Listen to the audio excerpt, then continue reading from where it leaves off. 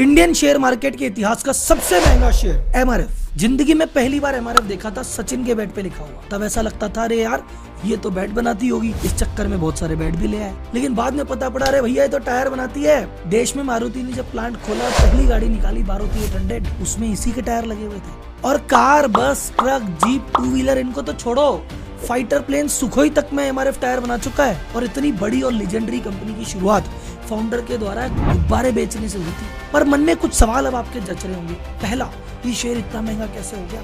Reliance, TCS, HDFC इतनी बड़ी बड़ी कंपनियां हैं, इनके शेयर इतने महंगे नहीं है, इसका शेयर इतना महंगा क्यों? और दूसरा, अगर इतना महंगा है तो भैया लें कि नहीं लें? तो इन सभी सवालों का जवाब आपको इस वीडियो में मिलेगा और साथ में आपको सीखने को मिलेगी बहुत सारी चीजें, जैसे इसकी शुरुआत कैसे हुई, इसका बैकग्राउंड क्या है, इसने सेल कैसे बढ़ाई, इसने मार्केटिंग कैसे की, इसके फाइनेंशियल क्या है, बाकी कंपनियों से कंपैरिजन में ये कैसी कंपनी है, प्रॉफिट कितना है, सेल कितना है, मार्केट कैप कितना है। और इन सभी के साथ बिजनेस लेसन तो भर भर के फ्री में मिलेंगे ही, क्योंकि बिजनेस कोच होने का दायित्व है, वो भी तो निभाना है। देश के सबसे महंगे शहर की सबसे डिटेल्ड केस स्टडी सबसे धमाकेदार चैनल पे शुरू करते हैं जनता जनार्दन की जय बोल के।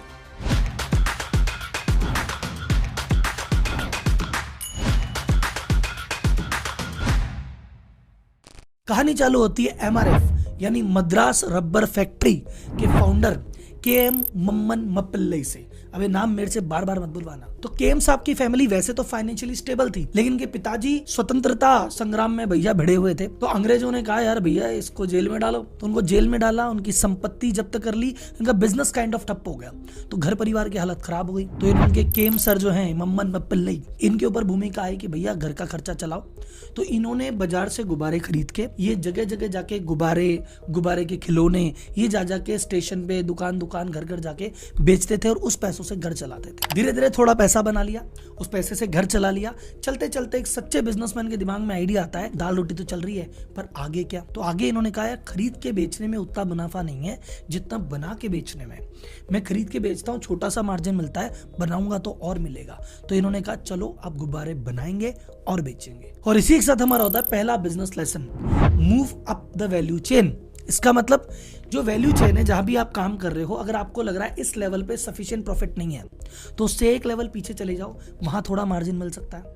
डीलर हो तो एक भाई साहब डिस्ट्रीब्यूटर बन के थोड़ा और मिल सकता है, होलसेलर बन के थोड़ा और मिल सकता है, माल खरीद के बेच रहे हो बनाने लग जाओ तो कुछ और मिल सकता है। हाँ, इसको करने में थोड़ा पैसा लगेगा, थोड़ा समय लगेगा, थोड़ा एफर्ट लगेगा, लेकिन भैया मजा जरूर आएगा। बहुत सारे ऐसे इंडिया के बड़े बड़े बिजनेसमैन हैं जिन्होंने ऐसा किया है। रिलायंस सबसे बड़ा एग्जांपल है। इसके अलावा कौन सा एक एग्जांपल आपके दिमाग में है? कमेंट बॉक्स में बताइए। और आप में से भी कोई व्यक्ति ऐसा है जिसने कहा हाँ राहुल जी हमने भी वैल्यू चेन में अप करके काम किया था, तो कमेंट बॉक्स में अपना बारे में बताइए मुझे, ताकि मैं आपको जान सकूं, पहचान सकूं। तो इसी के साथ 1946 में देश के आजाद होने के 1 साल पहले इन्होंने खुद की टॉय की और बलून की मैन्युफैक्चरिंग डाली। काम बढ़िया चल रहा था, 2 पैसे कमाए, 5-6 साल ऐसे ही चला। इनको 1952 में मिला इनका कजन, वो बोला भैया मैं तो ट्रेड टायर्स में काम करता हूँ। और बोले भैया ये क्या चीज होती है? बोले ट्रेड टायर का मतलब होता है, देसी भाषा में बताऊं, जब टायर ज्यादा चलते चलते घिस जाता है, या हमारी भाषा में बोले तो गंजा हो जाता है, तो क्या करते हैं इसके ऊपर एक टायर की परत आती है, वो टायर की परत लगाते हैं और टायर भाई साहब फिर नया हो जाता है। तो इसने कहा इस काम में बहुत मार्जिन है। तो उन्होंने कहा यार अपन बलून बना रहे हैं, अपन को इन चीजों का आइडिया है, इस काम में भी जाए क्या, मोटा मार्जिन है। तो फिर उन्होंने 52 में ट्रेड टायर में डील करना चालू कर दिया। यहां छुपा है second business lesson, move up to different industry. अगर आपको ऐसा लगता है कहीं भी कि मेरे पास जो सेटअप है, जो लोग हैं, जो अनुभव है, जो नेटवर्क है, इसी नेटवर्क से इससे मिलता जुलता कोई व्यापार चालू किया जा सकता है जिसमें इस व्यापार की तुलना में भी ज्यादा मार्जिन है, तो भैया जरा सा भी हिचको मत, you can move it again. इसके भी एग्जांपल इंडियन इंडस्ट्री में कहीं देखा हो या आपने खुद ने किया हो तो कमेंट बॉक्स में बताओ कि सर पहले मैं ये काम करता था पर जब मुझे लगा तो मैं यहां चला गया। अब ऐसा तो था नहीं, इन्होंने ट्रेड टायर का काम चालू किया तो अकेले बाजार में बैठे थे, और लोग भी व्यापार करते थे। बाहर की कंपनी थी डनलप, उस समय मार्केट लीडर थी। उसने कहा अरे कौन है नया लड़का बाजार में घुस गया एमआरएफ नाम से, इसको नहीं बिकने देंगे। उन्होंने थोड़े डिस्काउंट देने चालू किए कि सस्ता बेचेंगे, इससे कौन लेगा। इन्होंने भी अपने प्लांट पे काम किया, अपने लेबर पे काम किया, अपनी कॉस्टिंग पे काम किया और अपने प्रोडक्ट की क्वालिटी भी मेंटेन रखी और प्रोडक्ट को भी सस्ता रखा। तो डनलप से बहुत प्रेशर आया, बहुत लड़ाई हुई, लेकिन उसके बावजूद भी विदेशी कंपनियों से लड़ गई, भिड़ गई और जीत गई और एक अच्छा खासा मार्केट शेयर अपने कब्जे में रख लिया।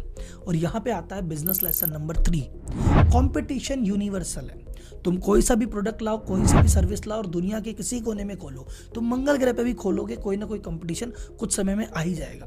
और कंपटीशन से लड़ने का एक ही तरीका है, हमारे प्रोडक्ट की क्वालिटी बेस्ट हो या प्रोडक्ट सस्ता हो, दोनों में से एक भी चीज है तो जीतने की संभावना है, दोनों है तो जीत गए। अब आते हैं असली में एमआरएफ कैसे बना। 1961 में मैन्सफील्ड करके यूएस का एक टायर ब्रांड था, इन्होंने उसके साथ पार्टनरशिप कर ली कि भैया एक काम करते हैं, मेहनत हम कर रहे हैं, जान हम लगा रहे हैं, प्रोडक्ट हम बना रहे हैं, तुम यहाँ थोड़ा टेक्नोलॉजी वाला सपोर्ट दे दो और जो तुम्हारा इतना बड़ा लंबा चौड़ा नेटवर्क है उसमें हमको माल बेचने दो। उन्होंने कहा चलो ठीक है, साथ में काम करते हैं। तो 1961 में इन्होंने साथ मिलकर काम चालू किया और टेक्निकल की जो चीजें थी वो इनको यहाँ से समझ आने लगी। अब सोचो 1964 का दौर चल रहा है, इंडिया को आजाद हुए 17 साल हुए हैं। उस समय भाई साहब कहाँ है मोटर कार, है ही नहीं। उस समय बाइक भी लिमिटेड, साइकिल भी लिमिटेड, तो क्या करें टायर वाले धंधे में।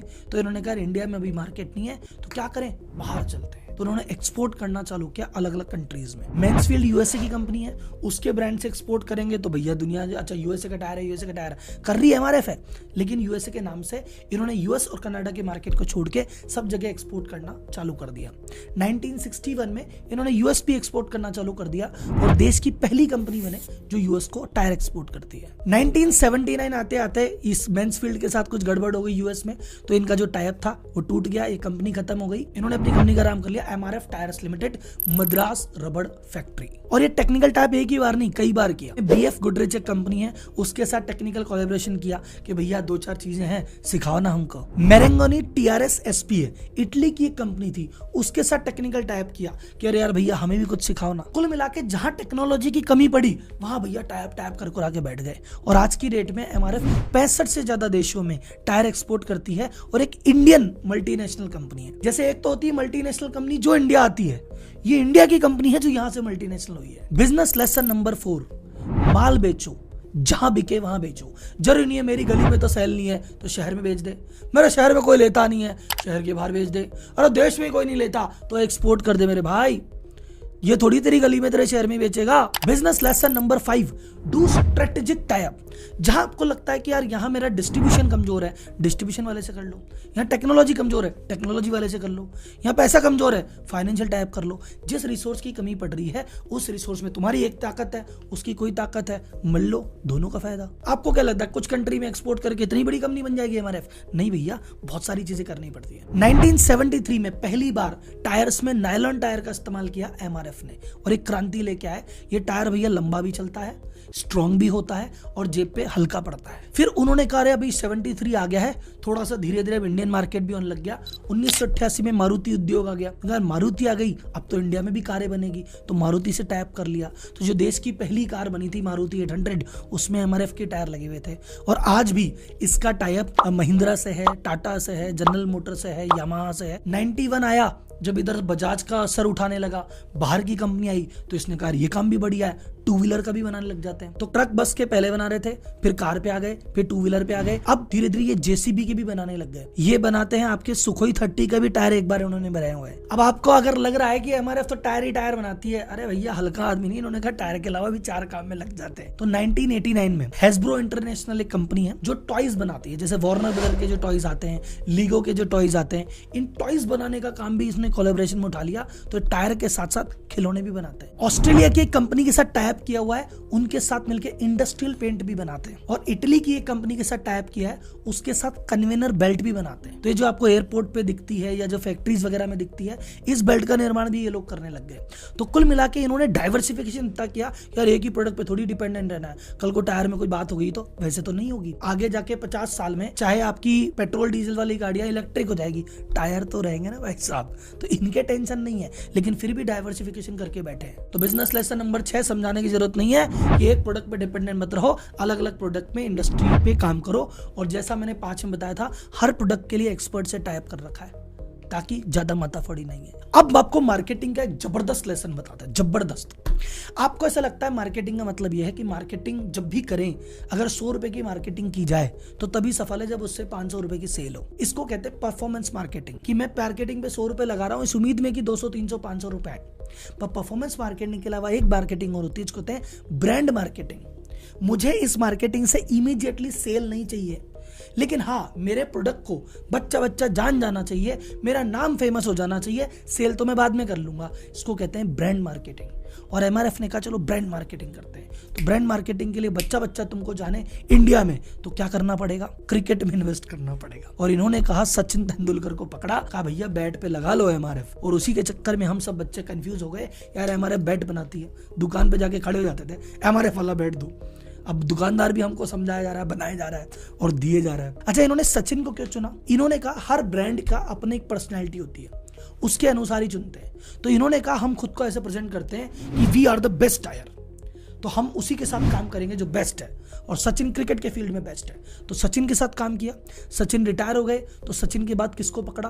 कोहली को। बोले अभी कोहली बेस्ट है, अभी कोहली का दिन जाएगा, ये किसी और को हायर कर लेंगे, पर बात करेंगे सिर्फ बेस्ट के साथ। तो इंपॉर्टेंट लेसन क्या है? हर मार्केटिंग से माल नहीं बिकता, कुछ मार्केटिंग फेमस करने के लिए भी होती है। अब आपका असली सवाल कि राहुल जी दुनिया भर की रामायण छोड़ो, हमें तो बताया 1 लाख का शेयर हो गया, इतना महंगा हो गया, कैसे हो गया, क्यों हो गया? ये शेयर महंगा कैसे हो गया आप समझो।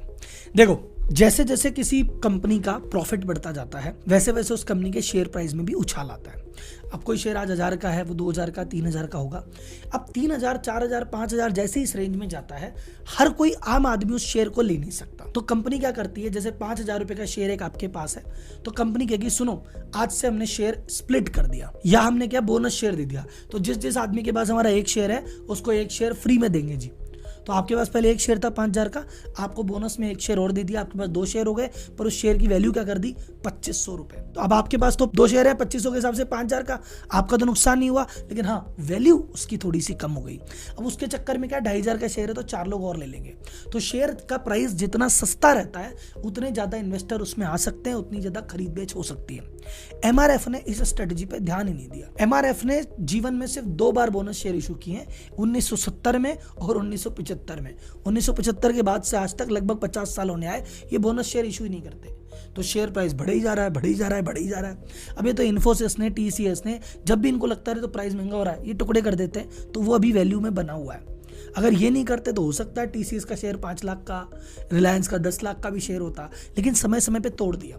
अब ये क्यों नहीं तोड़ते? इसके नुकसान क्या है? सबसे पहले इतना महंगा शेयर होने का नुकसान है कि हर कोई इसमें इन्वेस्ट नहीं कर पाता। आज की डेट में कोई बंदा जिसके पास टोटली 10,000 रुपए हैं, वो तो एमआरएफ का शेयर को दूर से देखना छोड़ो, सूंघ भी नहीं पाएगा, कहता है यार भाई कैसे ले में। हाँ, अगर ये 1000 का शेयर होता तो 10 शेयर लेके बैठ जाता। तो इसमें हर कोई एंट्री नहीं कर पाता, ये इसका नुकसान है। प्लस लिक्विडिटी बाजार में बहुत कम रहती है। आज की डेट में मेरे पास एमआरएफ के अगर 50 शेयर है और मैं बेचने जाऊंगा, तो हो सकता है एकदम से 50 लाख के माल बिके भी ना, क्योंकि बाजार में इतने बायर ही ना हो। ये नुकसान है। लेकिन फायदा क्या है? एमआरएफ के ओनर बोलते हैं कि भैया देखो, हम क्या चाहते हैं कि हमारा शेयर जिसने ले लिया वो लेके बैठा रहे, ये ज्यादा खरीद बेच वाला चक्कर ना हो, और हर कोई हमारी कंपनी में आना जाना लगा रहे। 100-500 का शेयर होगा तो कोई खरीदेगा, कोई बेचेगा, रोज के फ्लक्चुएशन है। इतना महंगा शेयर है, फ्लक्चुएशन ही खत्म। अच्छा, आपको लग रहा है कि राहुल जी हाँ यार 1 लाख का तो खूब ही महंगा हो गया, तो इसके लिए आप एक छोटा सा एग्जांपल देते हैं। वॉरेन बफे का नाम सुना है? उसकी जो कंपनी है बर्कशायर हैथवे, वो भी स्प्लिट नहीं करते। वो कहते हैं कि शेयर के टुकड़े करना ही नहीं। तो ऐसे करते करते वॉरेन बफे की कंपनी के एक शेयर 4 करोड़ रुपए का है। एक और सवाल कि राहुल जी लेकिन चाहे कुछ भी हो, कितनी भी टेक्निकल बात बताओ, यार 1 लाख ज्यादा तो होता ही है। नहीं भैया, 1 लाख रुपए होने के बावजूद भी एमआरएफ इंडियन स्टॉक मार्केट का सबसे महंगा शेयर नहीं है। और राहुल जी ऐसे कैसे नहीं है? सुनो जरा, आपका शेयर कितने रुपए का है उससे मतलब नहीं है, उसके पीछे वैल्यू क्या है उससे मतलब है। सलमान खान 10 करोड़ रुपए में आ जाए तो भी सस्ता ही कहलाएगा, यार सलमान खान बस 10 करोड़ में पिक्चर कर रहा है। और कमाल आर खान 10 लाख भी ले ले तो यार इतना महंगा क्यों दे रहे हो उसको? तो अब समझो कोई शेयर महंगा सस्ता कैसे देखा जाता है।